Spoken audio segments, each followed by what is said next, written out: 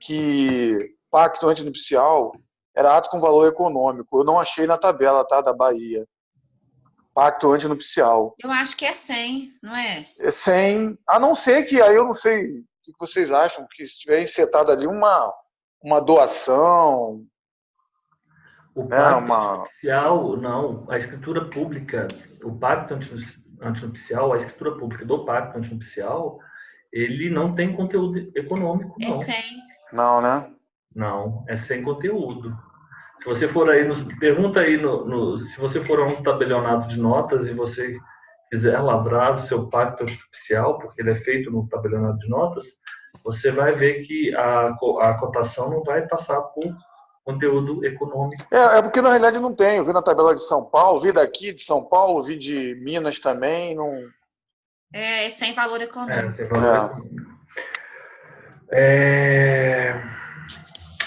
Nosso curso de manhã, Elisa, tem uma coisa que eu tenho que te falar. Isso aqui é importante. Eu não sei se você observou, mas aquilo tem uma gradação e é repetitivo. Ah, a Elisa caiu. Pena. Você fala.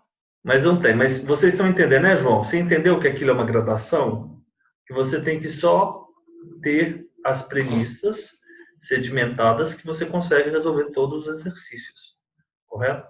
Vamos lá. Vamos aqui, então, já adentrar o título 4. O título 4. Vamos tratar da superfície.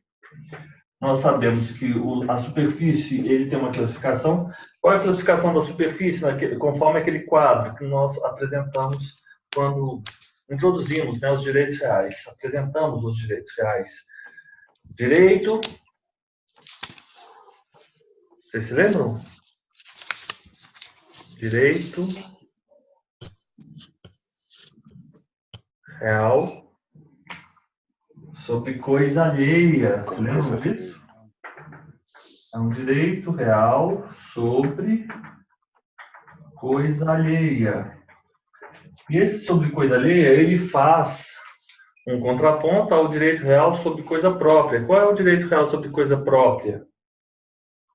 A propriedade, a superfície, né? A superfície. Isso, inclusive, está num quadro que eu lhes enviei. Os senhores vão... O quadro que eu lhes enviei, em que eu classifico os direitos reais. A propriedade é o direito real sobre coisa própria e ele é perpétuo. Vocês se lembram disso? Perpétuo, não. A propriedade, né? Propriedade. A superfície, ele é um direito real sobre coisa alheia, né? E ele tem um tempo certo. Tempo certo. Ele tem um tempo, né? Ele não é perpétuo. Vamos, então, adiante. Eu acho que... Professor, só uma dúvida. Da aula passada você falou que ia terminar a parte das águas, né? Ah, tá. Hoje vamos tratar da superfície e no nosso próximo encontro nós temos a água, bem lembrado. Mas vamos passar essas classificações aqui agora, não? Vamos direto para a superfície. Deixa eu marcar aqui no meu esquema, mas bem lembrado, águas. Nós vamos fazer as águas. Vamos para a superfície. Hoje vamos ficar aí com a parte das águas, que é o direito de vizinhança. Então eu vou abrir aqui, compartilhar com vocês. Esse quadro, professor, você vai enviar depois, esse que estava aí? Já vou mandar aqui, na verdade. É a classificação, mas eu passo para você depois, Fernanda. Esses quadros é o seguinte. É um quadro classificatório, né? Propriedade, superfície, servidão, usufruto, uso, habitação, direito promitente comprador, penhor, hipoteca, decréscimo, concessão de uso especial, concessão de direito real de uso, laje. Cada um tem uma característica. Vamos adiante. Da superfície. Então, vamos começar com Elisa, Fernanda, João e Renato. Elisa, em se tratando de direito de superfície, o que o proprietário pode conceder a outrem? Ele pode conceder a outrem o direito de construir ou de plantar em seu terreno. Professor, Exato. mas eu preferi que hoje eu só ouvisse, porque eu estou com muito problema, eu não quero atrapalhar a dinâmica. Tá bom. Depois então, eu vou assistir direitinho, mas hoje o senhor me pula, por favor. Tá bom, Obrigada. então tá. Fernanda, João, Renato. Fernanda, em se tratando de direito de superfície, o que o proprietário pode conceder a outrem? O direito de construir ou de plantar em seu terreno. O direito de construir ou de plantar é por tempo indeterminado, João? Por tempo determinado. Como se constitui o direito de superfície, Renato? Mediante escritura pública, devidamente registrada no cartório de registro de imóveis. O que o direito de superfície não autoriza? Não autoriza obra no subsolo. Em que hipótese o direito de superfície autoriza a obra no subsolo? Se for inerente ao objeto da concessão. Como será a concessão da superfície? Gratuita ou onerosa. Exato. Se a concessão for onerosa, como as partes estipularão o pagamento? Será feito de uma só vez ou parceladamente. Se será de uma só vez ou parceladamente. Quem responderá pelos encargos e tributos que incidirem sobre o imóvel? O superficiário. O superficiário. O superficiário.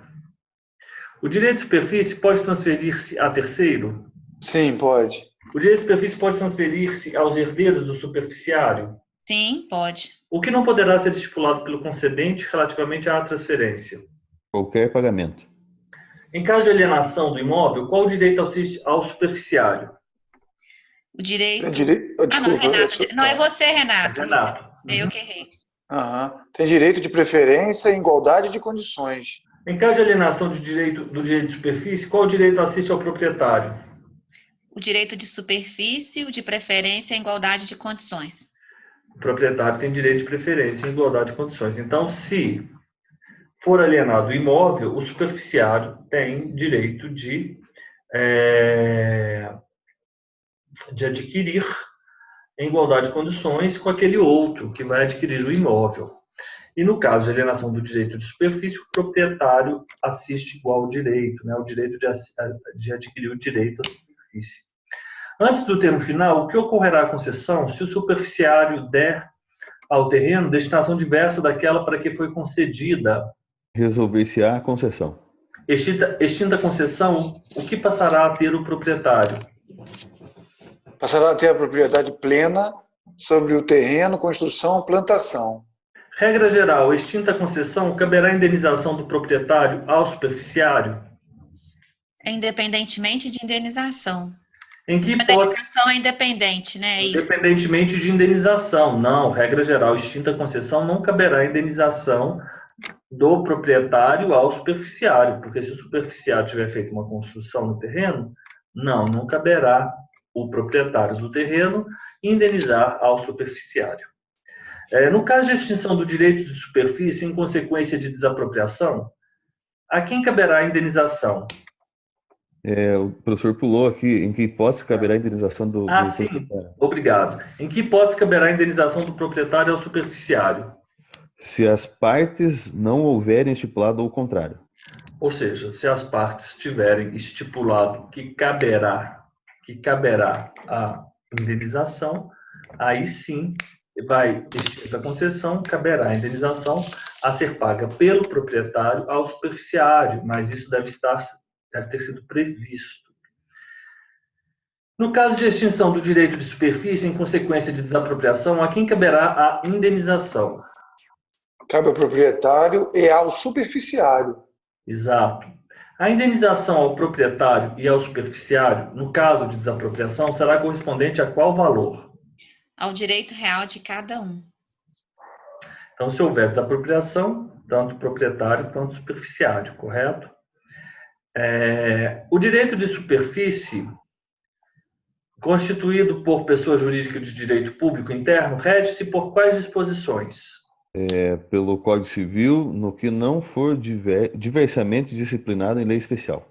Exatamente. Então, o que nós temos que saber, ter em mente aqui a superfície, é que o proprietário, no direito de superfície, né, o proprietário, ele vai conceder a uma pessoa que ostentará o nome O de... professor tem que tirar aí para a gente ver. Claro, obrigado. Stop share. Ele vai, o proprietário, conceder ao superficiário o direito de construir ou o direito de plantar. Este é um direito real, de construir ou de plantar. E ele tem algumas características. O tempo dele é determinado. Então, os senhores vão anotando aí. Ó. Isso aqui tudo é muito importantíssimo, inclusive. O tempo é determinado. Imprescindível a constituição desse direito em favor do superficiário ocorrer por meio, através, instrumentalizado por escritura pública. A escritura pública, que é lavrada no cartório de notas e, consequentemente, posteriormente, ela é levada a registro no cartório do registro de imóveis e ela é registrada no RI. Isso quer dizer o quê, João? Eu não sei qual é a sua familiaridade, podemos assim dizer, com os cartórios, mas o cartório de notas ele tem uma atribuição específica. Basicamente, a atribuição do cartório de notas é formalizar a vontade, formalizar juridicamente a vontade das partes. E ali nos termos, né, do artigo, agora não me recordo se é o 6º ou 7º, da 8935, ele vai ter atribuições exclusivas, né, próprias ao cartório de notas, né? Lavrar escrituras públicas, as procurações públicas, lavrar os testamentos, aprovar os cerrados, lavrar as atas notariais, reconhecer as firmas e autenticar as cópias, né? Esse é o artigo 6º. Sétimo. É o 7º, exato. É o 7º. E o 5º nós temos aí atribuições tanto dos cartórios, dos notários, atribuições genéricas, né? Que aplicar-se-ão tanto aos cartórios de notas quanto também aos cartórios de protesto, né? Formalizar juridicamente a vontade das partes, intervir nos atos jurídicos a que as partes queiram ter da forma legal, lavrando, né, redigindo os instrumentos, conservando o conteúdo destes instrumentos e fornecendo certidão destes instrumentos e autenticar fatos, correto? Então, você faz estes atos no notas, você formaliza a vontade, a jurídica, a vontade, ela é formalizada, né, no cartório de notas e, posteriormente, aquela escritura pública, ela é levada para o RI, para que na matrícula do imóvel seja praticado um ato, seja praticado um registro, que é um ato próprio específico. O registro, ele é um ato que tem um conteúdo técnico específico, uma definição jurídica própria. Então, nós fazemos isso. Nós vamos lavrar essa escritura pública, formalizando juridicamente a vontade do proprietário em conceder ao superficiário o direito de construir e de plantar por tempo determinado. Havendo a concessão desse direito, não se autoriza obras no subsolo. Então, não se autoriza obras no subsolo, regra geral. Não se autorizam, né? Não se autoriza ou não se autorizam obras no subsolo. No subsolo, ok.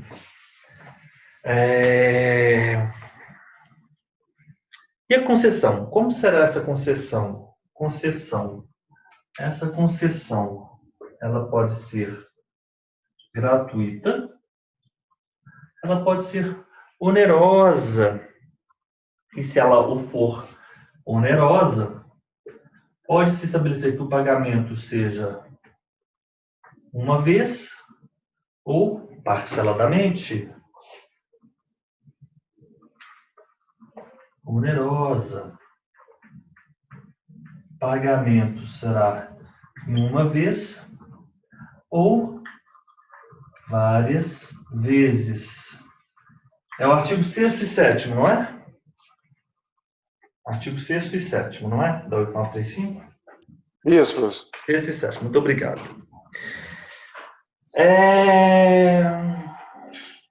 O pagamento será uma única vez. Qual é o número da lei, professor? A lei 8935 de 1994. É a lei dos cartórios, né?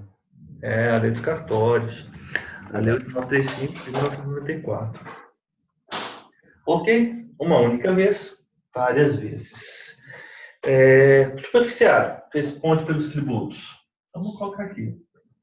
Tributos, responde pelos tributos, pelos encargos. O direito de superfície pode transferir? Sim. Transferir-se-á terceiros ou herdeiros. Por quê? Ele não é por tempo determinado? Sim. Então, se o superficiário vier a falecer, o direito de superfície transmitir-se-á para os herdeiros. Então, transferir-se-á por um ato jurídico, um ato de vontade do superficiário, ele pode ceder. Eu poderia dizer que ele pode alienar o direito de superfície? Alienar o direito de superfície? Vocês acham que isso é correto? Vou dar uma dica para os senhores. Alienar é uma palavra, vender, que diz respeito a coisas físicas ou corpóreas, a determinadas coisas. E direitos, cessão, direitos, vocês vão se utilizar da palavra cessão. O direito, ele é cedido, o direito não é alienado. Eu vou alienar o meu direito de superfície. Não, isso é juridicamente inadequado. Aqui no direito nós temos que ter muito cuidado aí com a nossa terminologia. Isso aí vai mostrar o quanto os senhores dominam aí a técnica jurídica. A forma como os senhores falam demonstra muito dos senhores. É porque confunde bem, né? Esse 1383, ele fala em caso de alienação do imóvel ou do direito de superfície. Então... Aonde que ele está falando isso? 1373. Em caso de alienação do imóvel ou do direito de superfície, mas entender que a alienação, né? Sim, a boa técnica não é alienação, mas... Mas esse código, ele é da década de 70. Pois não, Elisa? Não, Elisa não... É porque você faz esse código, ela vai falar alguma coisa. Mas no atual momento é mais adequado. Também, pessoal, os senhores têm que ter em mente o seguinte: a minha literatura propugna pela utilização da palavra cessão relativamente a direitos, mas a literatura é vasta. A literatura é vasta. Eu acho mais adequado, de fato, se utilizar a expressão cessão quando se tratar de direitos. Então, o melhor seria, em caso de alienação do imóvel ou cessão do direito de superfície. Ok? Aí, cada um deles terá o direito de preferência. E aí, antes do termo final, se for dado a concessão, né, destinação diversa daquela que originalmente autorizou ou fundamentou a concessão, a instituição dessa concessão, vai haver a extinção deste direito. Não há que se falar de indenização, regra geral. Vamos colocar aqui, regra geral, não há indenização. Não há indenização. E, por fim, se houver desapropriação, indenização a ambos, né? E o 1377, eu acho que nós não falamos nas perguntas. O direito de superfície constituído por pessoa jurídica de direito público rege por quais disposições? Falamos sim.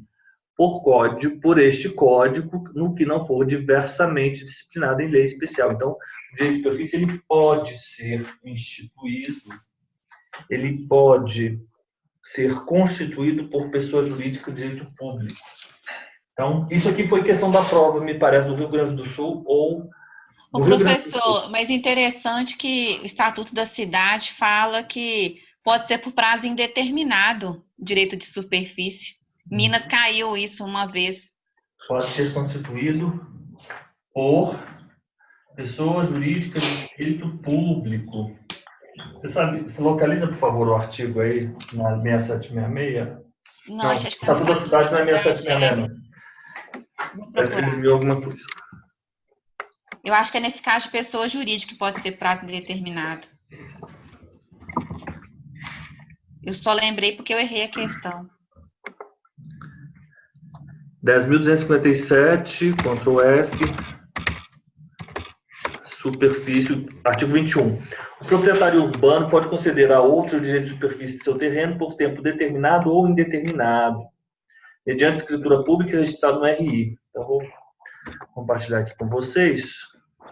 Muito obrigado, Fernando, por ter trazido essa informação. Por isso que é bom a gente fazer aula em grupo, participativa, porque a gente aprende muito. O proprietário urbano pode conceder a outro o direito de superfície de seu terreno por tempo determinado ou indeterminado, mediante cartório. Mas essa lei, Fernanda, ela é uma lei de 2001, né? O código entrou em vigor em 2002.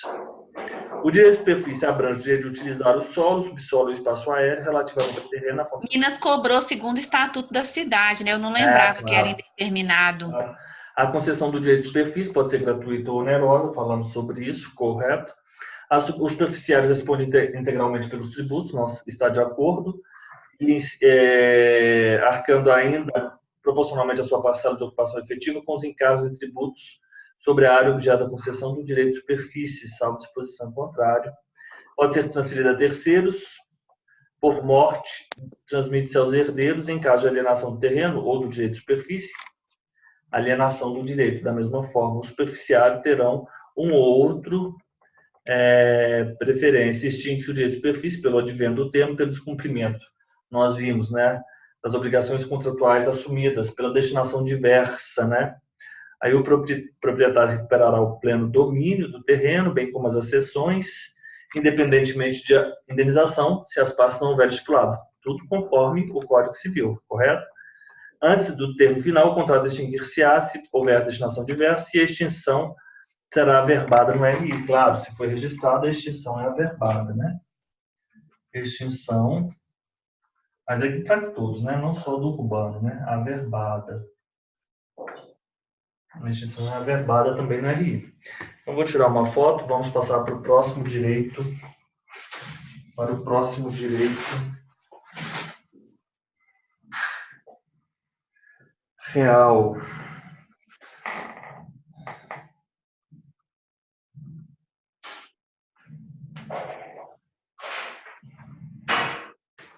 Vamos lá.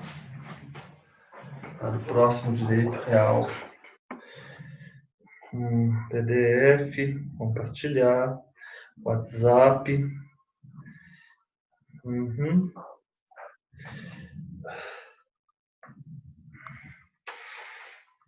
Muito interessante. A única questão que acho que é o ponto dissonante ou distinto, caracterizador do direito da superfície previsto na Lei 10.257 de 2001,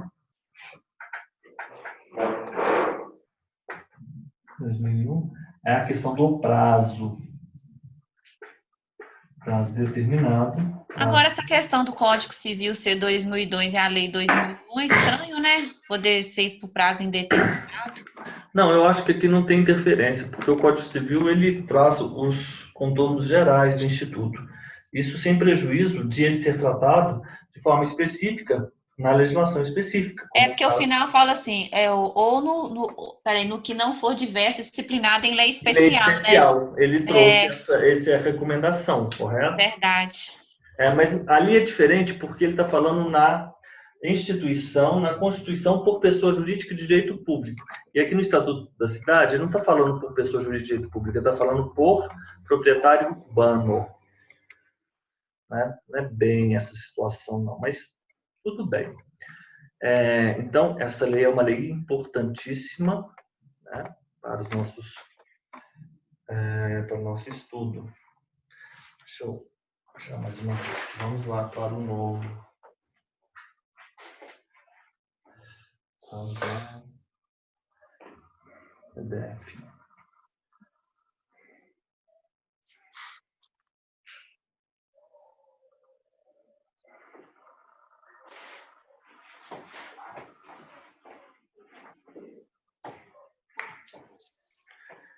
Vamos lá. PDF, compartilhar e WhatsApp. Ok.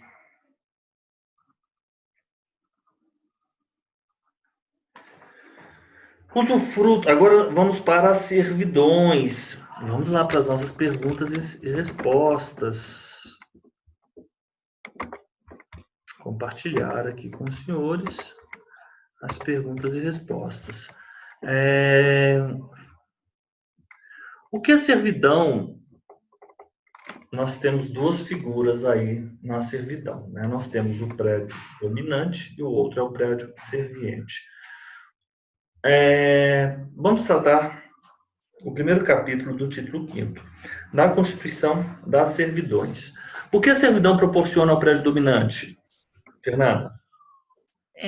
Proporciona utilidade para o prédio dominante. O que a servidão acarreta ao serviente?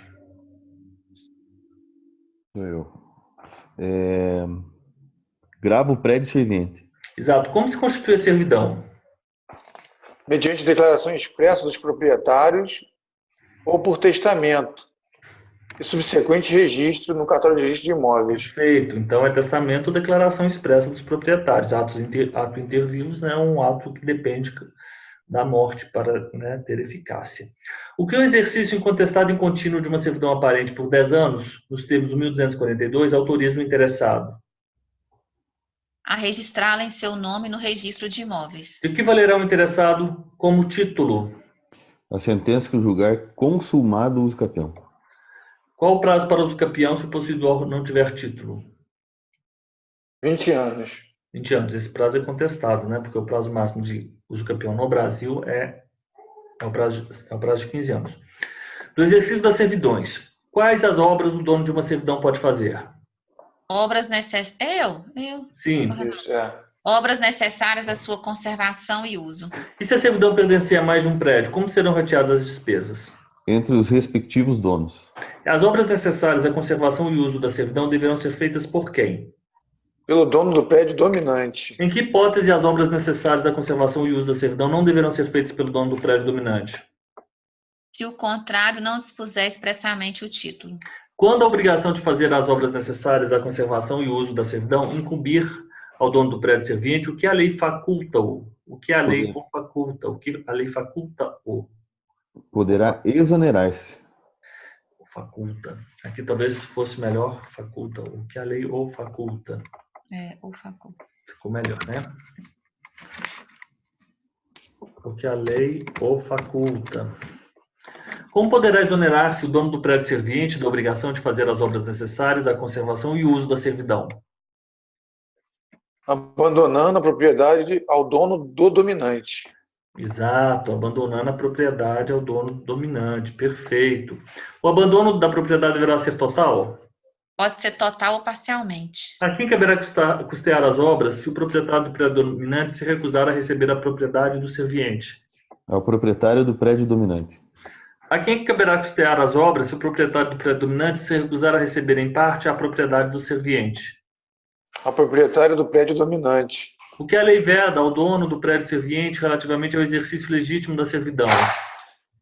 Não poderá embaraçar de modo algum o exercício legítimo da servidão. A servidão pode ser removida de um local para outro pelo dono do serviente e à sua custa em qual hipótese? Sem nada diminuir as vantagens do prédio dominante. A servidão pode ser removida de um local para o outro pelo dono do prédio dominante e à sua custa em qual hipótese? se houver considerável incremento da utilidade e não prejudicar o prédio serviente. Ó, aqui é o seguinte, a primeira hipótese é a hipótese em que a servidão é removida pelo dono do prédio serviente à sua custa. Sim, se em nada diminuir as vantagens do dominante. A segunda hipótese é a servidão ser removida de um local para o outro pelo dono do prédio dominante à sua custa. Qual hipótese? Se houver considerável incremento e não prejudicar o serviente. Correto? A que se restringirá o exercício da servidão?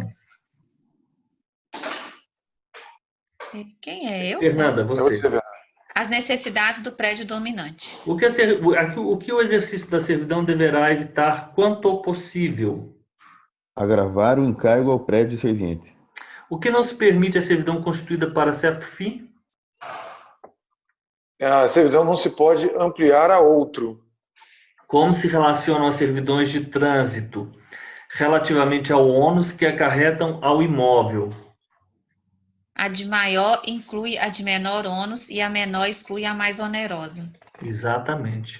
A que está obrigado o dono do serviente se as necessidades do prédio dominante impuserem à servidão maior largueza? É obrigado a sofrê-la. A que está obrigado o dono do serviente se as necessidades da indústria do prédio dominante impuserem à servidão maior largueza? É obrigado a sofrê-la. A que terá direito o dono do prédio serviente nas hipóteses de se impuser à servidão maior largueza? É direito a ser indenizado pelo excesso. A que terá direito o dono do serviente nas hipóteses de se impuser à servidão maior largueza, indenizado pelo excesso. As servidões prediais são divisíveis ou indivisíveis? Indivisíveis. As servidões prediais se dividem se houver divisão dos imóveis? Não. E subsistem no caso de divisão dos imóveis. Exato. Como são beneficiados ou gravados pelas servidões os prédios que são divididos? Subsistem no caso de divisão dos imóveis em benefício de cada uma das porções do prédio dominante e continuam a gravar cada uma das partes do prédio serviente. Salvo se, por natureza ou destino, só se aplicarem a certa parte de um ou de outro. É o seguinte, é bem parecido com aquilo que nós falamos ontem. Vamos imaginar o seguinte. Eu tenho um prédio. Qual a diferença básica da servidão? Uma delas. Entre a servidão e o direito de passagem. Quanto à servidão? A servidão é um acordo, não é? Ela tem essa natureza. Ela advém de um testamento ou de uma declaração de vontade.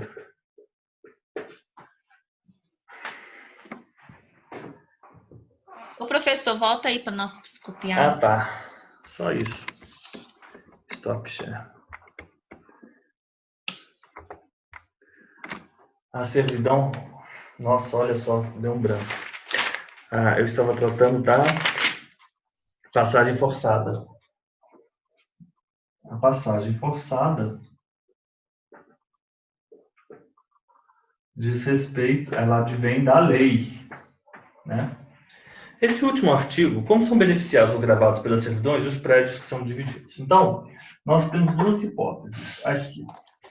Nós temos dois prédios. Eu tenho esse prédio. Eu tenho também outra situação. Vamos lá.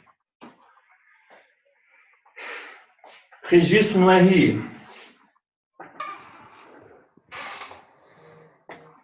Não tem registro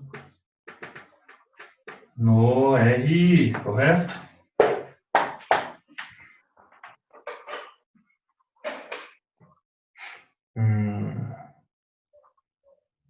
A servidão de passagem. Ótimo.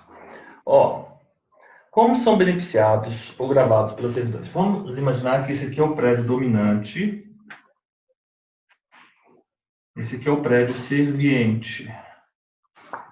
Quando ocorre essa relação de direito real, uma relação complexa de direito real, o que acontece? O prédio dominante, ele amputa faculdades dominiais do prédio serviente. Por isso ele é chamado de dominante. Enquanto o serviente tem restringido os seus direitos, as suas faculdades dominiais em favor do dominante. Então, nessa hipótese, nós vamos considerar uma servidão em que, por uma declaração de vontade, fora instituído, né, entre os donos, o dominante e o serviente. Então, o dominante agora tem essa servidão. Vamos colocar a servidão de passagem, pode ser o aqueduto, pode ser várias formas. Agora, vamos continuar aqui nessa outra hipótese. O dominante também e o prédio serviente. Nós vamos colocar o dominante. Nós vamos ter aqui o serviente. Ótimo. A mesma coisa. Vamos voltando aqui para o 1386. Vamos imaginar que esse prédio dominante ele tenha sido dividido. O que a lei está dizendo? A servidão ela vai subsistir. Nós agora temos e temos D1 e temos D2. A servidão ela vai subsistir em benefício de D1 e em benefício de D2. Correto? Vamos imaginar que este prédio serviente, por sua vez, tenha sido dividido. Nós vamos ter o serviente 1, nós vamos ter o serviente 2. Serviente 1, a servidão subsiste no caso de divisão de imóveis e continua a gravar o prédio S1 e o prédio S2, salvo se por natureza ou destino só se aplicassem a certa parte de um ou de outro. Vamos imaginar que originalmente essa servidão ela beneficiava, era um condomínio, mas ela só beneficiava determinados lotes, correto? Se houve a divisão desse condomínio e essa servidão ela não atendia a esses primeiros lotes, ela, pela natureza ou destino, ela só se aplicará a D2. É a mesma coisa. Aqui nessa hipótese, vamos imaginar que, por uma determinada razão, esse prédio ele tenha sido dividido não dessa forma. Ele tenha sido dividido assim. Então, o S1 saiu, não tem mais servidão em relação a ele, mas continua a gravar o S2. Por sua natureza ou destino, só se aplica ao S2. Ele foi dividido na parte que compreende a servidão. Então, é isso que nós temos que ter em mente. Então, vamos continuar aqui com as nossas perguntas e respostas. Vamos compartilhar o share. E quando somente se extingue a servidão, uma vez registrada, com respeito a terceiros? Como? Fernanda? Só se extingue com respeito a terceiros quando cancelada. Quando cancelado. Como é esse cancelamento no RI? Averbado, né? Averbado cancelamento. Em que hipótese a servidão registrada se extingue com respeito a terceiro, independentemente de ser cancelada? Salvo nas desapropriações. As desapropriações. O que será necessário para cancelar a hipoteca se o prédio dominante estiver hipotecado e a servidão se mencionar no título hipotecário? O prédio dominante estiver hipotecado. Eu vou cancelar a hipoteca, correto? O que será necessário para cancelar a hipoteca? E o prédio dominante, ofertado em garantia, estiver hipotecado e a servidão se mencionar no título hipotecário. Ou seja, se eu cancelo a hipoteca, se eu cancelo a servidão, eu estou afetando a garantia hipotecária, eu estou diminuindo a garantia hipotecária, porque antes a garantia hipotecária era o prédio dominante com servidão. Os senhores concordam que, a partir do momento em que eu cancelo a servidão, eu vou ter prédio dominante, que é a garantia hipotecária, sem servidão, com menos, correto? Então, o que é imprescindível para se cancelar a servidão na hipótese de o prédio dominante estar hipotecado, ser garantia em hipoteca e a servidão se constar, se mencionar no título hipotecário. O que é imprescindível? João? O consentimento do credor. Perfeito. Agora vamos no 1388. Em quais hipóteses o dono do serviente terá direito, pelos meios judiciais, ao cancelamento do registro da servidão, embora o dono do prédio dominante o impugne? Quando o titular houver renunciado à sua servidão. Ok. Quando tiver cessado para o prédio dominante a utilidade ou a comodidade que determinou a constituição da servidão, quando o dono do prédio serviente resgatar a servidão. Resgatar é adquirir a servidão, ok? Resgatar a servidão. Então, são essas hipóteses. O dono do serviente ele tem direito ao cancelamento do registro. Quando o titular houver renunciado, ou o titular do prédio dominante houver renunciado à servidão. Quando tiver cessado para o dominante a utilidade ou comunidade, ou quando este serviente resgata, ele paga pela servidão. Correto? Vamos adiante? Vamos adiante. Em quais outras hipóteses, Fernanda, também se extingue a servidão, ficando ao dono do serviente a faculdade de fazê-la cancelar mediante prova da extinção? Pela reunião dos dois prédios no domínio da mesma pessoa. Exatamente. Pela supressão das respectivas obras por efeito de contrato ou de outro título expresso, pelo não uso durante 10 anos contínuos. Vamos imaginar o seguinte, que o dominante ele adquiriu o prédio serviente, ou o serviente adquiriu o prédio dominante. Não há mais que se falar de existência da servidão, porque reuniu-se em uma mesma pessoa a titularidade dos dois prédios. Então, agora nós temos um prédio só, correto? Por quê? Para nós termos servidão, é imprescindível nós havermos distinção, ou melhor, é imprescindível haver diferença ou diferenciação entre os titulares. Eles não podem ser os mesmos titulares. Vamos imaginar que o prédio dominante ele tenha firmado um contrato com o prédio serviente para que o serviente fornecesse-lhe ao dominante passagem para fins de uma determinada obra, para a construção de uma determinada estrutura no prédio dominante, correto? Onde os caminhões eles passariam. Isso foi feito, nós sabemos, pode ser feito por uma declaração de vontade.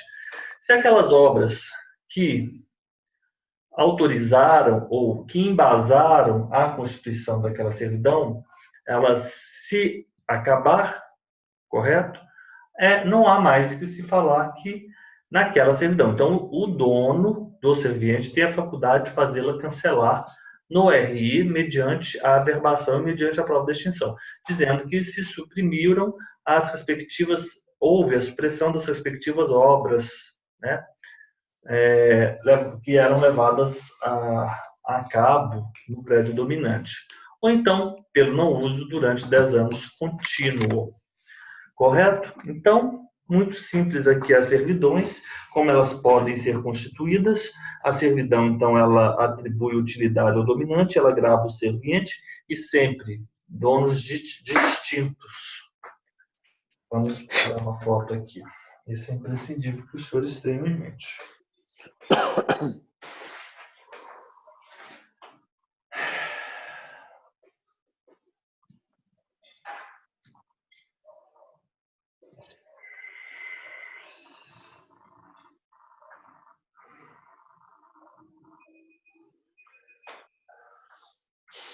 Já temos os nossos 50 minutos aí.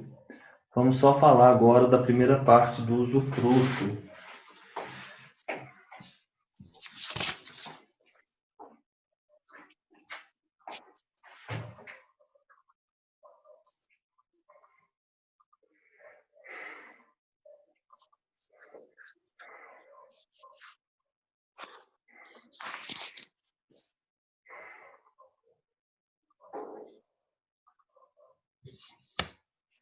Uhum. Vamos lá. Usufruto. Nós temos aqui as disposições gerais a respeito do usufruto. Depois nós vamos ter os direitos do usufrutuário e nós vamos ter os deveres do usufrutuário e a extinção do usufruto, correto? Então, são bem simples essas disposições. Essas disposições são bem simples. Vamos tratar dessas disposições do usufruto, né?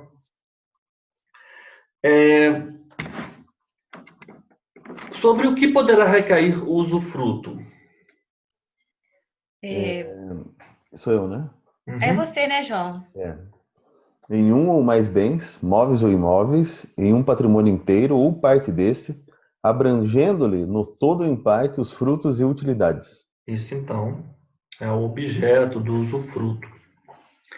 Como se constituirá o usufruto de imóveis quando não resulte de uso capião? Constituir-se-á mediante registro no cartório de registro de imóveis. Exato, registro no cartório de RI. O usufruto estende-se aos acessórios da coisa e seus acrescidos? Salvo disposição em contrário, estende-se aos acessórios da coisa e seus acrescidos. Exatamente. Então, regra geral, o usufruto estende-se aos acessórios da coisa e seus acrescidos. O que terá que fazer o usufrutuário se, entre os acessórios e os acrescidos, houver coisas consumíveis?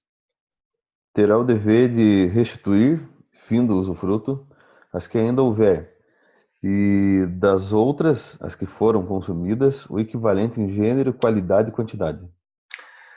Então, se há coisas consumíveis, findou-se o usufruto, você tem o dever, como usufrutuário, de restituí-las àquelas coisas consumíveis que ainda houver.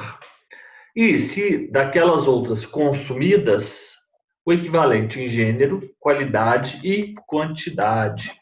O que terá de restituir o usufrutuário em relação às coisas que foram consumidas e que não são passíveis de serem restituídas pelo equivalente em gênero, qualidade e quantidade? O seu valor estimado ao tempo da restituição. Perfeito, o valor estimado ao tempo da restituição. O que devem prefixar o dono e o usufrutuário se há no prédio em que recai o usufruto, florestas ou recursos minerais? Devem o dono e o usufrutuário prefixar-lhes a extensão do gozo e a maneira de exploração. O que tem direito o usufrutuário se o usufruto recai sobre universalidade ou cota-parte de bens? Parte do tesouro achado por outrem e preço pago pelo vizinho do prédio usufruído para obter meação em parede, cerca, muro, vala ou valado. Exato. Parede, meação em parede, cerca, muro, valo, valado diz respeito ao direito de tapagem, a seção 7ª do direito de vizinhança. Se lembra? Tratamos disso ontem? Ok. Então, se o usufruto recai sobre tanto universalidade quanto cota-parte, o usufrutuário ele vai ter direito à parte do tesouro que é achado por outrem, ou também e ao preço pago pelo vizinho para obter a meação do prédio. Pode-se transferir o usufruto por alienação? Sim ou não? Não. O exercício pode ser cedido? Não. Sim, ele não se pode transferir por alienação, correto? Ele não pode ser alienado. Isso converge com o posicionamento que eu exposei agora no início da aula, né? Que os direitos eles não podem ser alienados, mas eles podem ser cedidos, eles devem ser cedidos. Não há de se falar em alienação, né? Embora lá no direito de superfície nós vimos que a alienação... Sim. É porque pode se transferir o usufruto por alienação. Vamos lá, vamos, Renato, de novo. Pode se transferir o usufruto por alienação, sim ou não? Não. Não se pode. O exercício pode ser cedido? Sim. E a qual título? Gratuito ou oneroso. Aqui poderia ter cindido em mais perguntas. Então, vamos fazer o nosso intervalo agora de 10 minutos e nós já voltamos com a nossa segunda parte, tá bom?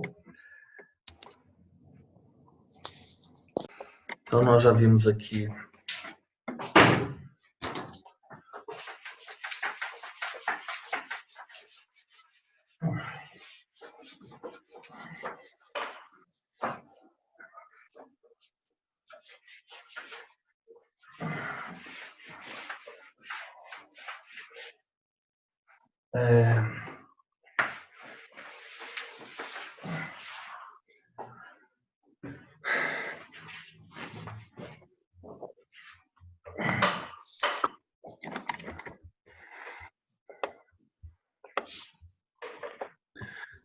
Vamos agora tratar sobre os direitos do usufrutuário. Fernanda, a que tem direito o usufrutuário? Tem direito à posse, uso, administração e percepção dos frutos. Ô João, a que tem direito o usufrutuário quando o usufruto recair em títulos de crédito? Tem direito a perceber os frutos e a cobrar as respectivas dívidas. Perfeito. Cobradas as dívidas, sob quais títulos o usufrutuário deverá aplicar de imediata importância? Títulos da mesma natureza, ou em títulos da dívida pública federal, com cláusula de atualização monetária, segundo índices oficiais regularmente estabelecidos. A quem pertencerá os frutos naturais pendentes ao começar o usufruto? Terá o encargo de pagar as despesas de produção? Salvo o direito adquirido por outrem, o usufrutuário faz seus frutos naturais pendentes ao começar o usufruto, sem encargo de pagar as despesas de produção. Exato. Então, o usufrutuário faz seus os frutos naturais pendentes ao começar o usufruto, sem encargo de pagar as despesas de produção. A quem pertence os frutos naturais pendentes ao tempo em que se cessa o usufruto? Terá compensadas as despesas de produção?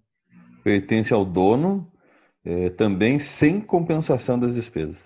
Então, se eu iniciar agora como usufrutuário, eu terei direito àqueles frutos que foram pendentes e eu não tenho que pagar ao no proprietário ou ao outro em terceiro pelas despesas de produção. Da mesma forma, se cessa hoje o usufruto, o no proprietário fará jus àqueles frutos pendentes, aqueles frutos que o usufrutuário receberia. Mas o no proprietário também não há que indenizar, não haverá que pagar pelos frutos, pela produção, né? Pelas despesas de produção. A quem pertence a cria dos animais em caso de usufruto? Pertencem ao usufrutuário, deduzidas quantas bastem para inteirar as cabeças de gado existentes ao começar o usufruto.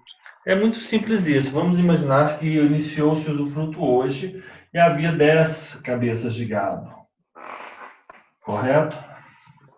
Então, nasceram 1, 2, 3, 4, 5. Então, nós temos agora mais 5 cabeças de gado. Mas, porventura, 2 se perderam, nós ficamos com 8.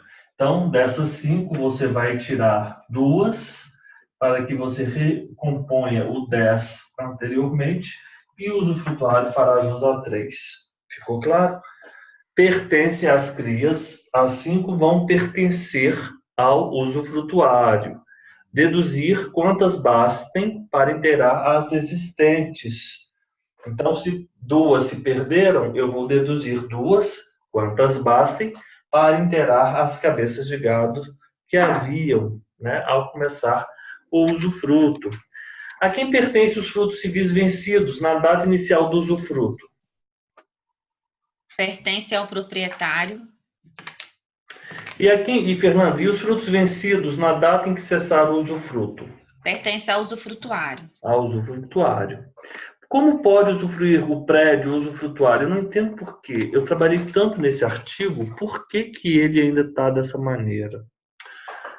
Ele contém várias perguntas numa só. Isso não era para acontecer. Não era para acontecer, mas não tem problema. Como pode usufruir o prédio o usufrutuário? Em pessoa. Continuamos. Ou João. mediante arrendamento. Exato. O usufrutuário ele poderá mudar-lhe a destinação econômica do prédio sem expressa autorização do proprietário? Não. Então, quem usufrui, como pode? Em pessoa ou mediante arrendamento? Mas não pode mudar-lhe a destinação econômica sem expressa autorização do proprietário. Agora vamos tratar dos deveres do usufrutuário, correto? Nós falamos aqui dos direitos, os senhores vão acompanhando aqui, dos direitos do usufruto, das disposições gerais. O objeto do usufruto ele é tratado em 1390. Pode ser um ou mais bens, podem ser móveis ou imóveis, em um patrimônio inteiro ou parte desse patrimônio, e vai abrangendo todo em parte os frutos e utilidades. Ou seja, pode ser de diversas formas o usufruto, né, relativamente ao objeto. Nós temos o 1391, usufruto quando não se resume de usucapião, porque você pode usucapir o usufruto, o direito, sim. Falamos dos direitos do usufrutuário e agora vamos falar dos deveres do usufrutuário, correto? Renato, o que fará o usufrutuário antes de assumir o usufruto? Inventariará à sua custa os bens que receber, determinando o estado em que se acham, e dará caução fidejussória ao real, se lhes exigir o dono, Certo, é isso mesmo. velar-lhes pela conservação, e entregá-los findo o usufruto. Exatamente, LA mesmo, ok? Então, ele vai inventariará os bens, ele dará a caução e vai entregar findo o usufruto, né? Os bens, né? Objeto do usufruto. É obrigado a dar caução o doador que se reserva o usufruto da coisa doada? Não é obrigada a caução. Então, por exemplo, se eu fizer uma doação da minha fazenda, ou melhor, eu doei a fazenda, mas ao mesmo tempo em que eu doei, eu estipulei o usufruto para mim, ou seja, eu fiz a doação da nova propriedade e eu continuo tendo o usufruto, correto? Não é obrigado a caução o doador que se reserva o usufruto da coisa doada, correto? O que perderá o usufrutuário que não quiser ou não puder dar caução suficiente do usufruto? O direito de administrar. Exato. O usufrutuário que não quiser ou não puder dar caução perderá o direito de administrar. Na hipótese de perda do direito de administrar pelo usufrutuário, por quem os bens serão administrados? Pelo proprietário. A quem ficará obrigado o proprietário que administrar os bens? Entregar ao usufrutuário o rendimento deles, deduzidas as despesas de administração. Exato. Ficará obrigado, mediante caução, a entregar ao usufrutuário o rendimento deles, deduzidas as despesas de administração. Quais despesas se incluirá entre as despesas de administração? A quantia fixada pelo juiz como remuneração do administrador. Perfeito. O usufrutuário é obrigado a pagar as deteriorações resultantes do exercício regular do usufruto? Não, não é obrigado. O que incumbe ao usufrutuário? As despesas ordinárias de conservação dos bens no estado em que os recebeu, as prestações e os tributos devidos pela posse ou rendimento da coisa usufruída. A quem incumbe as reparações extraordinárias e as que não forem de custo módico? Ao dono. Exato. Exatamente. Aqui tem algum equívoco, depois eu tenho que pensar. Mas o usufrutuário lhe pagará os juros do capital expendido. Aqui está faltando. Aqui, peraí. Então aqui tem que ter isso aqui, ó. Aqui eu tenho que retirar essas duas linhas. 86. A quem estará obrigado o usufrutuário, Renato, na hipótese de o dono ter promovido reparações extraordinárias ou as que não forem de custo módico? Pagar os juros do capital despendido com as que forem necessárias à conservação, ou aumentarem o rendimento da coisa usufruída. Tá estranho isso aqui. Eu vou ter que marcar e pensar depois aqui, refazer essas perguntas. Tem que marcar que aconteceu alguma coisa aqui. Vamos lá, 1404, parágrafo 1º. Não se consideram módicas as despesas superiores a 2/3 do líquido rendimento de um ano.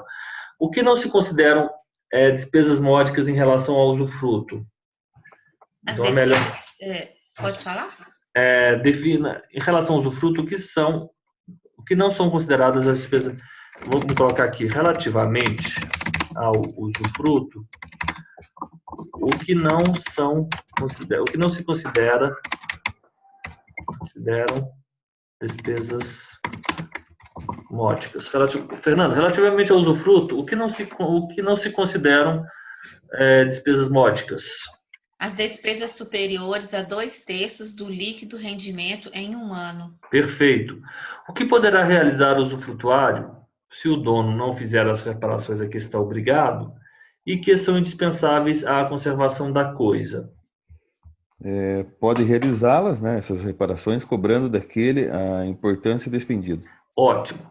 A que será obrigado o usufrutuário se o usufruto recair num patrimônio ou parte dele?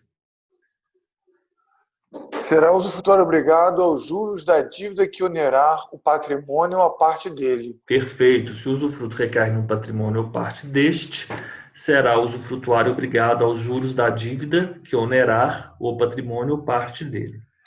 O usufrutuário é obrigado a dar ciência ao dono de qualquer lesão produzida contra a posse da coisa ou dos direitos deste? É eu, né? Acho que é eu. É. Sim. Então, é melhor substituir essa pergunta que não está bem formulada. E olha que eu já fiz isso tantas vezes. Vamos lá. A que o usufrutuário, vamos perguntar de uma maneira melhor. A que o usufrutuário está obrigado a dar ciência? A que o usufrutuário está obrigado a dar ciência? Melhor, a dar ciência. O usufrutuário está obrigado a dar ciência. Relativamente a que o usufrutuário está obrigado a dar ciência ao dono? Relativamente a que o usufrutuário está obrigado a dar ciência ao dono? Fernando, relativamente a que o usufrutuário está obrigado a dar ciência ao dono? De qualquer lesão produzida contra a posse da coisa ou os direitos deste. Exato. A quem incumbe pagar as contribuições do seguro caso a coisa esteja segurada? Ao usufrutuário durante o usufruto. Exatamente. Qual direito caberá ao proprietário se o usufrutuário fizer o seguro? Ao proprietário caberá o direito dele resultante do seguro contra o segurador. Exato. O direito do usufrutuário fica subrogado no valor da indenização do seguro? Sim, fica subrogado. Exato. Agora, se um edifício sujeito a usufruto for destruído sem culpa do proprietário, o proprietário será obrigado a reconstruí-lo? Não. Não. E se o proprietário reconstruir a sua custo o prédio, restabelecer-se-á o usufruto? Nem o usufruto será restabelecido. Então, se um prédio, se um edifício sujeito a usufruto for destruído sem culpa do proprietário, o proprietário, ele não está, não será obrigado, o proprietário, a reconstruir, e nem será o usufruto restabelecido, se ele, proprietário, reconstruir. Então, essa é a regra. Agora, se um edifício sujeito a usufruto for destruído sem culpa do proprietário, restabelecer-se-á o usufruto se a indenização do seguro for aplicada à reconstrução do prédio? É outra situação, correto? Então, ele não é obrigado, e se ele reconstruir, não se restabelece o usufruto. Mas se aplicar a indenização do seguro na reconstrução do prédio, sim, aí sim restabelecer-se-á o usufruto. Quais valores ficam subrogados no ônus do usufruto em lugar do prédio desapropriado ou em caso de danificação ou perda? A indenização paga se ele for desapropriado ou a importância do dano ressarcido pelo terceiro responsável no caso de danificação ou perda. Agora vamos tratar da extinção do usufruto, nos termos do artigo 1410. 1410 são aquelas hipóteses em que se extingue o usufruto. Ô João, como se extingue o usufruto? Cancelando-se o registro no cartório de registro de imóveis pela renúncia ou morte do usufrutuário, pelo termo de sua duração, pela extinção da pessoa jurídica em favor de quem o usufruto foi constituído, ou se ela perdurar pelo decurso de 30 anos da data em que se começou a exercer, pela cessação do motivo de que se origina, pela destruição da coisa, guardadas as disposições dos artigos 1407, 1408, segunda parte, e 1409, pela consolidação e por culpa do usufrutuário quando aliena, deteriora ou deixa arruinar os bens, não lhes acudindo com os reparos de conservação ou quando no usufruto de títulos de crédito. Então, na extinção do usufruto, nós vamos ter todas estas hipóteses. É imprescindível, porque o usufruto ele é constituído pelo registro do usufruto na matrícula do imóvel. Esse registro é feito no livro 2, no RI, no registro de imóveis, no cartório de registro de imóveis. Então, para se extinguir o usufruto, é indispensável promover a averbação, né, posterior a esse registro. A averbação também no livro 2 do registro de imóveis. Então, por isso ele diz, o usufruto extingue-se cancelando-se o registro, ou seja, promovendo a averbação do cancelamento. Então, vou te colocar aqui a averbação, esqueci aqui, a averbação do cancelamento. A averbação do cancelamento no RI. Ok. 1. Renúncia ou morte. De quem? Renúncia, morte do usufrutuário. Correto? Termo. Ou seja, o usufruto foi constituído pelo prazo, pelo período de 10 anos. Extinção da pessoa jurídica, em favor de quem o usufruto foi constituído. Ou se ela perdurar pelo decurso de 30 anos da data em que se começou a exercer. Então, aqui é a hipótese, né, extinção da pessoa jurídica, ou se ela perdurar, né, por um tempo maior que 30 anos, pelo decurso, ou decurso de 30 anos. Decurso de 30 anos, se instituído em favor de pessoa jurídica, né? Se instituído. Isso aqui foi prova, foi questão da prova da VUNESP no Rio Grande do Sul, se instituído em favor de pessoa jurídica. Perguntaram se o usufruto poderia ser constituído em favor de pessoa jurídica. Na questão. A questão era sim, porque inclusive na forma da renúncia, na extinção, trata-se claramente que é possível, né? Extinção. 4. Cessação dos motivos que originaram. Cessação dos motivos que originaram. 5. Destruição da coisa, guardadas as disposições, né, do 1407, aquela hipótese do seguro, etc. Destruição da coisa. Destruição da coisa. Os senhores sabem me dizer como se chama, pela doutrina, como é chamado pela doutrina, usufruto sobre coisas consumíveis? Não é impróprio? Perfeito, Elisa, perfeito. Parabéns, olha só. A Elisa é brilhante também. O deducto é o quê? Professor, o senhor que é brilhante, mas eu estou aqui ouvindo, só que é muito triste não participar, professor. Mas hoje minha internet não está boa. Depois não, mas está ótimo. Acho que agora a internet acedeu aí às suas preces, né? E agora está maravilhoso, né? A destruição da coisa. Eu não entendi o nome que o professor disse.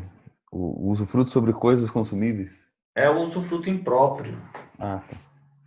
Usufruto impróprio. Qual que é a definição de coisas consumíveis? Esse consumíveis, ele tem dois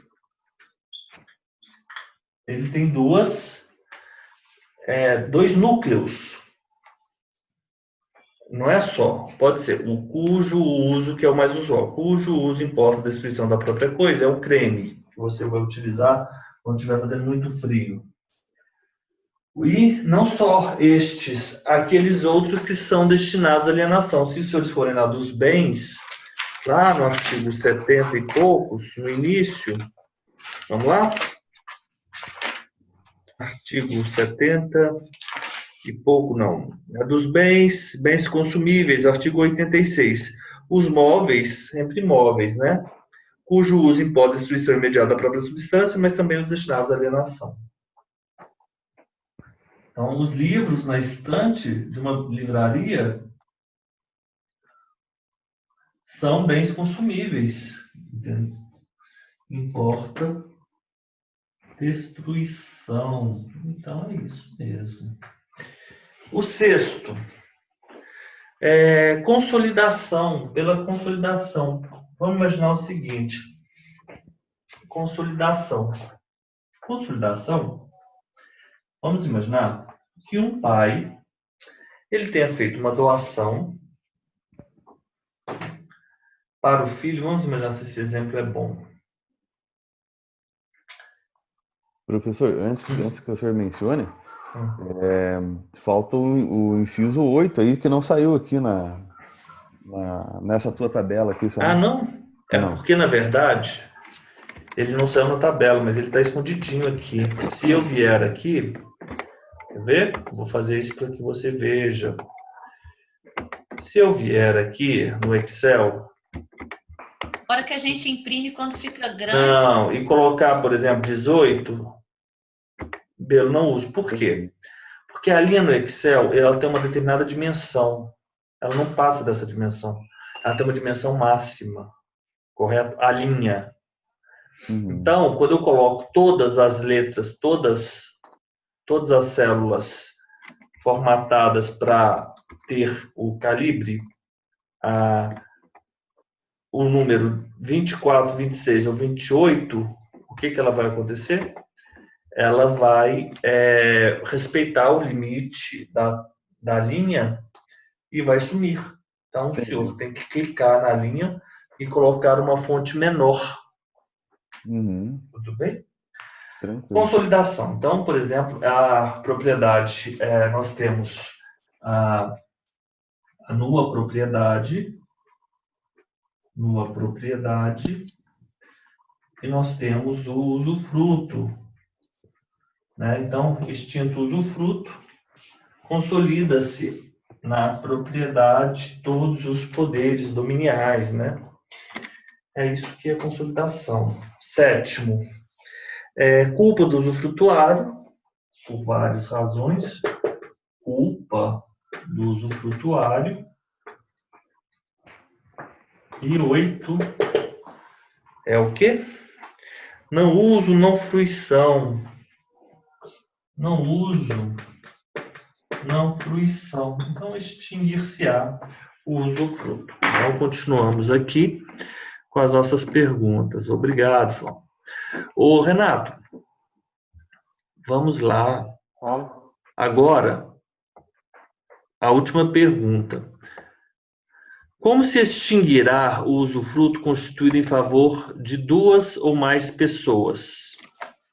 Extinguir-se-á parte em relação a cada uma das que falecerem, salvo se por estipulação expressa o quinhão desses couber ao sobrevivente. Então, por exemplo, se eu instituir o usufruto para duas pessoas, pela pessoa A e para a pessoa B, regra geral, se A falece, eu volto a ter os poderes dominiais que caberiam a mim, no proprietário. Se B falece, há a consolidação. Correto? A consolidação, ela está relacionada à morte, né?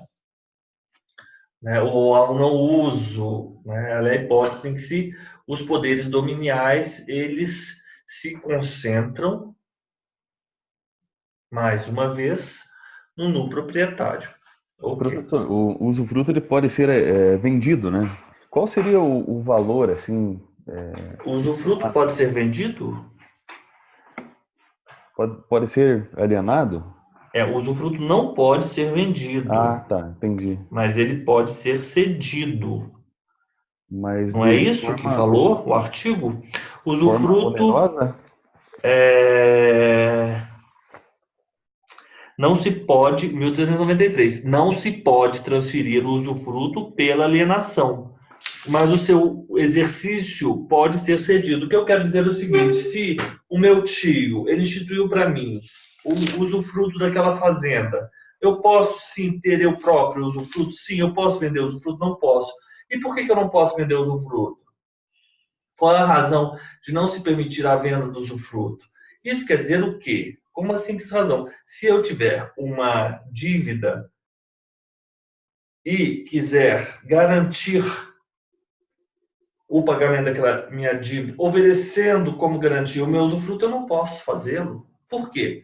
Porque não posso dar em hipoteca aquilo que não pode ser vendido, aquilo que não é alienável. É por essa razão. Mas ele pode ser cedido? Sim. Como? Mas é a mesma coisa? Não. Tem efeitos contrários, efeitos diversos. Se eu não posso alienar, eu tenho restrições. Eu não posso dar usufruto em garantia ao pagamento de uma determinada dívida, ou em garantia ao adimplemento de uma determinada obrigação. Correto? É por isso. Mas eu posso ceder sim. Então eu recebi o usufruto do meu tio. Eu posso emprestar para Elisa, que é minha amiga, para que ela passe uma temporada na fazenda? Posso. É um empréstimo. Sim. Eu posso ceder o usufruto a ela? Sim. Não é bem um empréstimo. Não vou usar essa palavra no sentido a técnico ou a jurídico. Vou utilizar a palavra certa.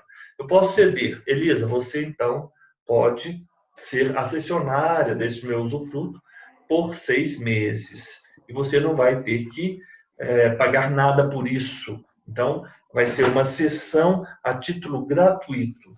Ou então eu posso alugar aquela minha fazenda, ou então eu posso ceder para aquela pessoa que, entre aspas, né, seria, guardadas as devidas proporções, um aluguel, mas não é melhor, não é dizer aluguel, não é bom falar isso. Nós vamos falar que eu posso ceder. Então, Elisa, vou ceder a você o meu usufruto, eu vou fazer um mestrado no exterior, e você vai ter que me, onerosamente, me pagar um determinado valor. Mas isso não é alienar. O usufruto ele não pode ser vendido. Por que não pode ser vendido? Ô, João. Mas ele pode ser uso capido, né? Isso quer dizer o quê? Vamos imaginar o seguinte. Pode. Mas essas coisas não têm relação umas com as outras. Eu só trago essa pergunta. Já ouvi uma questão, até foi um colega meu, o pai dele doou uma casa para ele, e daí depois eles se desentenderam, só que estavam em usufruto do pai, né? E daí, esse exemplo é ótimo. Um outro exemplo também pode... a casa, e daí o pai pediu uma grana para retirar o usufruto. Não, esse exemplo é até muito pouco usual.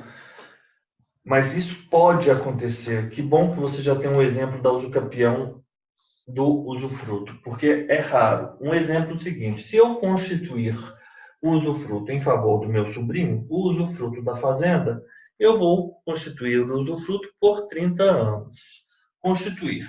Em momento posterior, tem-se a evicção daquela propriedade em virtude de uma decisão judicial. Ou então, eu havia comprado aquela fazenda, mas por uma série de razão, uma série de fatores, eu não tenho mais aquela propriedade. Eu não posso mais, eu não sou mais o proprietário daquela fazenda. Pode ser uma evicção, uma perda judicial, mas foi constituído usufruto. E aquela pessoa ela já está há 20 anos naquela propriedade. Então, pelo fato de ter sido perdida a propriedade pelo instituidor do usufruto, isso não quer dizer que o usufrutuário ele virá a ser prejudicado. Por quê? Porque ele pode fazer jus ao usucapião do usufruto. E como ele tem um termo, ou então a morte, ele vai ter há mais de 20 anos que ele já exerce o usufruto. Ele não tem a propriedade, mas ele vai ter um outro direito real, que é o usufruto. Então, esse exemplo aí que você deu do seu amigo é um exemplo excelente. O pai instituiu o usufruto em favor do filho, correto? E constituiu e manteve a nua propriedade, o pai. Não, Depois de o pai doou o bem para o filho e deixou em usufruto dele, pai. Deixou em usufruto. E depois... O filho morando lá na casa com a nua propriedade, né? E o pai tinha usufruto, mas nunca nem deu bola para esse usufruto, né? O pai tinha usufruto? Isso, deixou em usufruto. Ele fez um adiantamento de herança. Tá? Passou os bens para os filhos, né? Então, na verdade, o pai doou o bem. Doou e deixou em usufruto para ele, né? Doou o bem E deixou em usufruto dele pai, né? Exato. E se manteve como aquele exemplo da doação, que não é necessariamente que se prestar caução o doador. Então, ele fez a doação, o ato, e também fez a instituição do usufruto em favor dele, doador.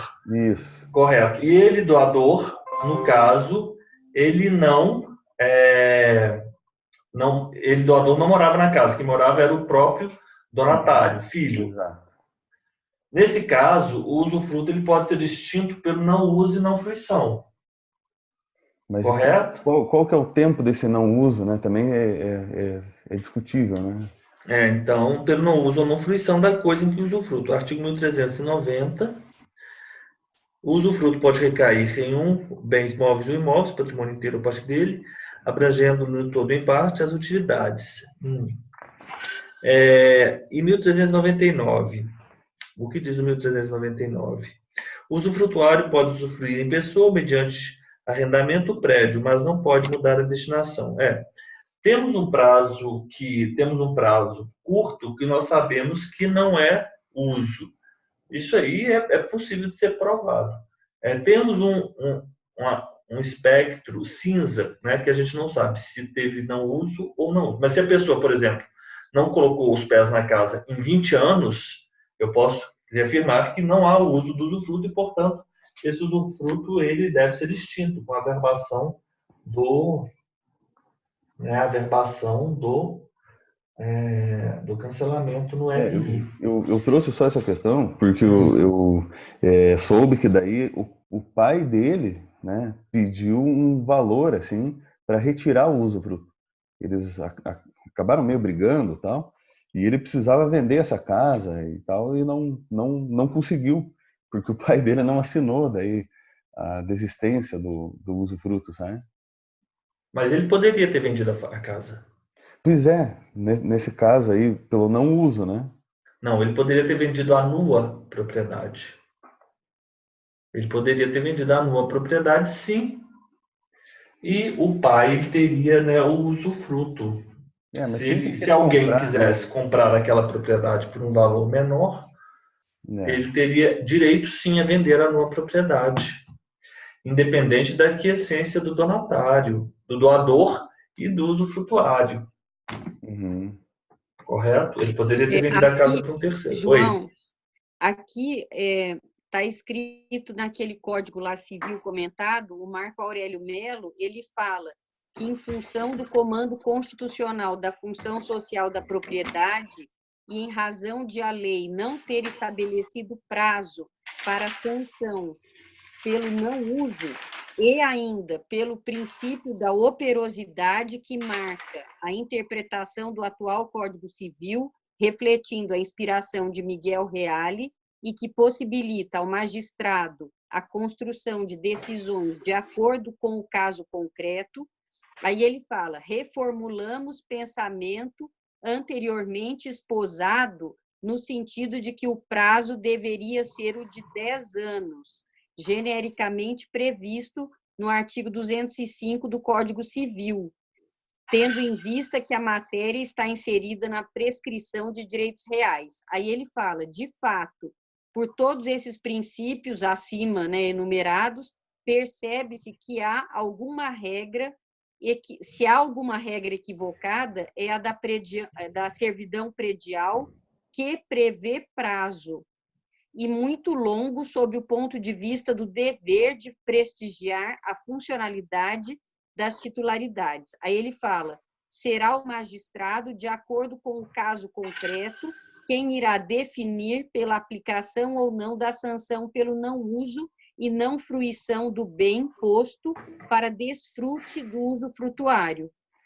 Entendi, obrigado. Então, ele não coloca mais 10 anos. Ele antes considerava 10 anos. Só que no mundo de hoje, 10 anos é muita coisa, né? É verdade. Obrigado. Mas esse exemplo seu é muito bom. É ótimo, na verdade. Eu vou tirar uma foto e vamos passar para o uso. O Renato saiu? deixou recado aqui, professor, que ele ia buscar o filho na escola, eu precisava sair. Ó, olha só. Depois, João, a Lorena falou assim, deve ser muito bom, é porque a Fernanda nos enviou uma apostila de mais ou menos 700 páginas. A Lorena tá rindo lá no grupo. Lá. Mas Processo manda penal? que eu entrei depois no grupo, eu não vi a apostila. Tá, eu vou mandar para você. Vou colocar para você aqui. Manda para ele, por favor. Tá. Obrigado. Vamos lá. WhatsApp. Ó, vamos lá para o uso. Elisa, vamos tentar participar agora? Podemos fazer um teste? Vamos, professor. Vamos sim. Então tá, Elisa.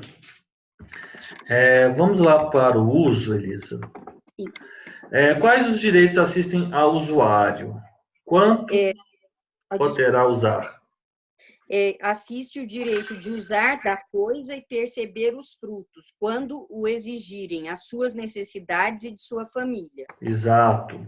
Como serão avaliadas as necessidades pessoais do usuário, Fernanda? Avaliar-se conforme a sua condição social e o lugar onde viver. Necessidade da família compreende necessidade de quais pessoas, João? O cônjuge, filhos solteiros e das pessoas de seu serviço doméstico. Quais disposições são aplicáveis ao uso no que não for contrário à sua natureza? As disposições relativas ao usufruto. Agora, a habitação, pessoal, o uso, você tem aqui... Você pode instituir o uso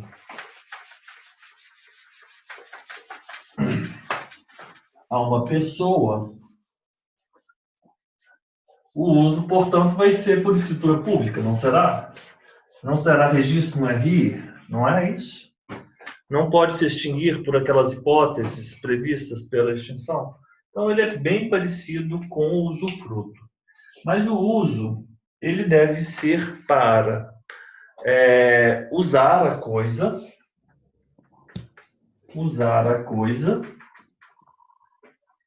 e perceber os frutos. Perceber os frutos. Então, eu posso plantar e colher, como eu também posso alugar. Esse é o uso. Mas, então, quanto exigir perceber os frutos e perceber os frutos vincula-se à necessidade daquela família, da pessoa e da família. Tem a ver com necessidade. Necessidade da pessoa e da família. Necessidade da pessoa e de sua família. Mas o que seria a necessidade? Vai depender de quê? Da condição social e do lugar. Condição social, lugar. Condição social e lugar. E o que é família? O que é família? Nós também temos um conceito de família. É o cônjuge. Mas será que é só o cônjuge? Não. São os filhos solteiros. Filhos solteiros. Quem mais é família? Pessoas do serviço doméstico. Pessoas do serviço doméstico. Ok? Então é isso. Então, o uso autoriza a pessoa a usar a coisa e perceber os frutos. Então, ela pode plantar e colher, ela pode alugar, e esse perceber os frutos relacionar-se-á à necessidade, que será aferida nos termos conforme a condição social e o lugar. Essa necessidade será a necessidade não só da pessoa em favor de quem? foi instituído o uso, mas também para a sua família, compreendendo cônjuge, filhos solteiros, pessoas do serviço doméstico. O próximo direito real é um uso específico, é o Professor, uso para... Pois não, Elisa. posso só fazer um adendo? É que é interessante porque aplica-se a legislação do usufruto, só que o direito real de usufruto, normalmente ele é instituído em intuito personae, né? Ele é personalíssimo, né? Tanto é que não pode ser transmitido, né? É verdade, não pode ser Ele é alienado, ele pode intransmissível ser... e é inalienável, né? Ele Não, só ele pode pode ser, ser, ele é inalienável, mas ele pode ser cedido. Então, falar que ele pode não ser, pode ser transmitido, não, talvez ele não pode ser alienado, mas ele pode não. ser transmitido na hipótese da cessão, sim. Então, mas aí, professor, no caso do usuário, ele é intuito personae, ele é personalíssimo, mas o usuário pode usar fazendo referência às necessidades não só dele, só usuário, mas da família dele. Não é interessante? Exato, exato. O usuário poderá usar da coisa o tanto quanto for necessário para atender à necessidade, tanto sua, da pessoa, em favor de quem? Usuário, pessoa usuária, Uhum. quanto de sua família. Vou colocar aqui pessoa usuária. Mas isso não dá uma modulação a esse direito personalismo, professor, um pouco? É, é interessante, né? É o seguinte, cada um desses direitos, ele vai revelar uma determinada forma de uma relação jurídica. Então, se eu quero instituir que você tenha o direito de usar a minha fazenda e perceber os frutos, você vai poder colher, você vai plantar, você vai poder alugar, mas você deverá fazê-lo nos termos conforme a sua necessidade, né? A sua necessidade. E a da sua família, né? Então, é isso. Você não pode ir além disso.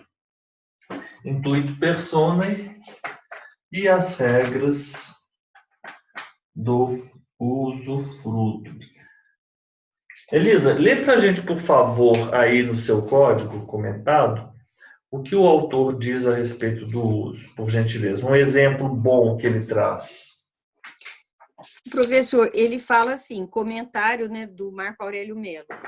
No direito real de uso, que pode ser constituído por contrato ou por testamento, o nu proprietário outorga ao usuário um direito mais restrito do que o usufruto.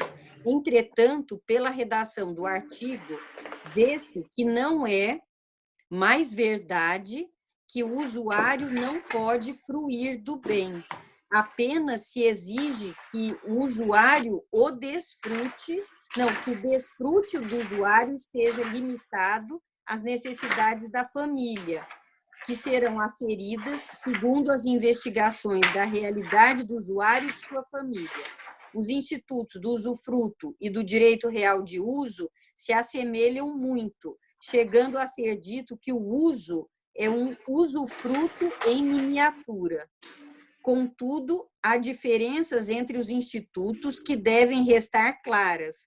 Por exemplo, o exercício do usufruto pode ser cedido e o uso é incessível, além do fato de o direito real de uso ser indivisível, incidindo sobre o bem em que o usuário mantém contato físico com a coisa e sobre o qual pode retirar os frutos para satisfazer as necessidades próprias e de sua família. No que se refere ao direito privado, o Instituto não traz qualquer relevância prática. Contudo, no âmbito do direito administrativo, o Instituto tem muita importância, sendo, por exemplo, o direito outorgado ao trabalhador rural posteriormente à ultimação do procedimento expropriatório movido pelo INCRA para fins de reforma agrária. Isso. O direito real de uso, muito obrigado. O direito real de uso é modelo jurídico próximo ao usufruto, mas que com ele não se confunde. Possui abrangência reduzida, eis que as faculdades consubstanciadas no direito subjetivo são restritas e limitam o campo de atuação de seu titular. Ok? A distinção entre usufruto e direito real de uso e uso repousa na impossibilidade do titular deste gozar do objeto de seu direito. O usuário pode usar o bem, sendo-lhe, todavia, interdita sua fruição. Ele pode usar, mas ele não pode fruir. É o que diz aqui o professor. Vamos entender o que ele está dizendo. Para compreender o conteúdo do direito real de uso, é perceber que dentro do próprio uso utende se encontra a permissão para exploração de frutos naturais. Aliás, essa é a melhor interpretação. O beneficiário não pode aproveitar qualquer outra espécie, industrial ou civil. Ele não pode alugar. Então, aqui eu equivoquei-me. Ele não pode, segundo diz o nosso autor aqui. É incessível e suscetível de empréstimo, não cabendo qualquer forma de aproveitamento econômico. O uso, ele só pode usar a coisa e, excepcionalmente,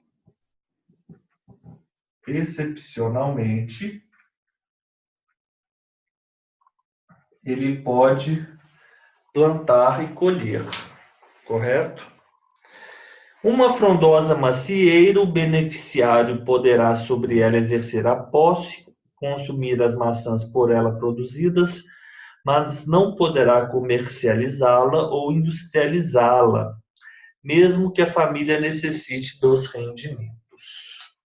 Percebeu os frutos para a necessidade sua e de sua família, mas ele não pode. Enfim, eu vou tirar esse exemplo aqui, porque isso vai de encontro o que os nossos autores aqui, o nosso autor está a dizer. A fruição é limitada. Então, ele só pode usar a coisa e, excepcionalmente, perceber os frutos, né? Exemplo da macieira. Vamos colocar aqui exemplo do... Mas a gente nem na macieira no Brasil, a não ser aí em Santa Catarina, né? E no Paraná. A gente nem macieira a gente tem aqui no Brasil. Bom, exemplo da macieira. Vamos colocar aqui. Macieira. Aqui no sul tem bastante, viu, professor? Pois é. Aí no Paraná, Santa Catarina, sim. Aí em Irati tem macieira também? Tem, inclusive numa fazenda que o meu avô tinha aqui, eu brincava lá e comia maçã e tudo. Que coisa boa. Que falta a minha, hein, João? Preciso conhecer melhor o interior do Paraná. Não, mas Paraná, claro, eu sei que tem macieira, tem pêssego, e o clima é mais ameno e tal. Uso, ok. Agora a habitação. Como seria a habitação? Vamos lá para a habitação. Habitação. Qual o nome do direito real de uso para habitar? Fernanda? Habitação. Habitação. Então, Fernanda. Ô, João, o que não poderá fazer o titular do direito de uso quando esse consistir no direito de habitar gratuitamente casa alheia? E o que este poderá fazer? O uso para habitar é o uso mais restrito. O uso mais restrito é o habitar. O uso mais restrito é o habitar. Habitar. João, o que não poderá fazer o titular do direito de uso quando este consistir no direito de habitar gratuitamente casa alheia? Ele não pode alugar nem emprestar, mas simplesmente ocupá-la com sua família. Exato, ele só pode habitar. Ele só pode habitar. Se o direito real de habitação for conferido a mais de uma pessoa, qualquer delas que sozinha habite a casa terá de pagar aluguel à outra ou às outras? Não, não terá de pagar aluguel a outra nem às outras. Se o direito real de habitação não for conferido a mais de uma pessoa, qualquer delas que sozinha habite a casa poderá inibir a outra ou às outras de exercerem o direito de habitá-la? Não as pode inibir. Quais disposições são aplicáveis à habitação no que não for contrário à sua natureza. No que não for contrário Exato. As disposições relativas a qual instituto? ao usufruto. Ao usufruto. Agora vamos lá para o direito do promitente comprador. Como o promitente comprador adquire direito real à aquisição do imóvel? Mediante promessa de compra e venda. Em que se não pactuou arrependimento, correto?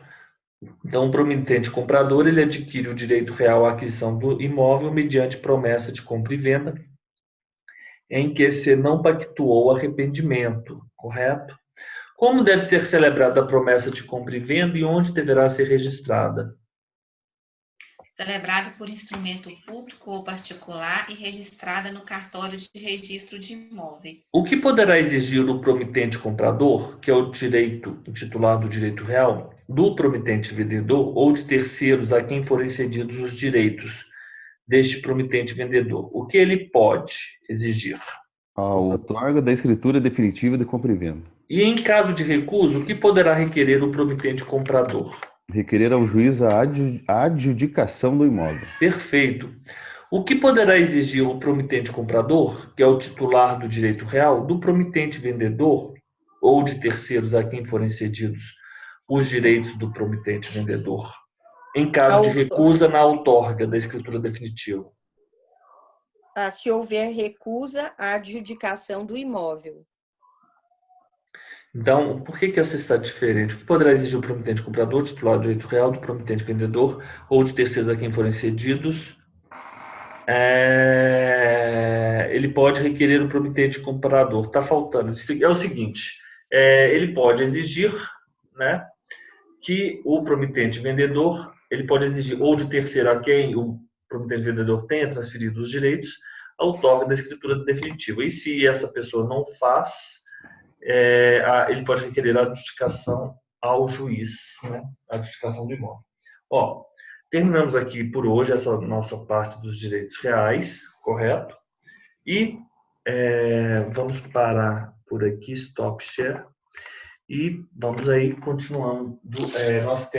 Eu vou fazer um esquema de como serão esses nossos próximos encontros. Hoje é quarta-feira, né? Eu vou pedir para os senhores colocarem na agenda, nós vamos ter um encontro no sábado, tá bom? Nós vamos ter um encontro. De manhã, só para eu saber, professor, de manhã ou à tarde? De manhã. Por volta de 8 horas, de 8 às 11. Vamos fazer um encontro no sábado, de 8 às 11, tá bom? Fernanda, gostaria de se manifestar, dizer alguma coisa? Não, só você enviar o material para mim depois. Tá.